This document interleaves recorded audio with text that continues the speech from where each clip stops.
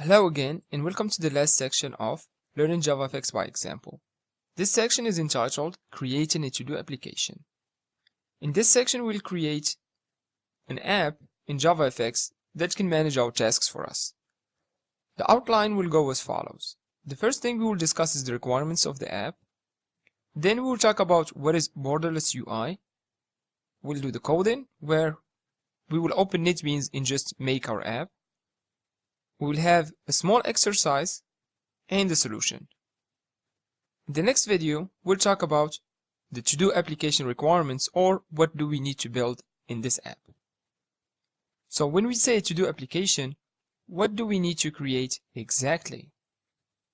So for this application, the requirements will be an application to manage our tasks, and task can have a title that is required, description, and also a date, another view or user interface to add the tasks, and one to see all the current added tasks with their information like title, description, and date.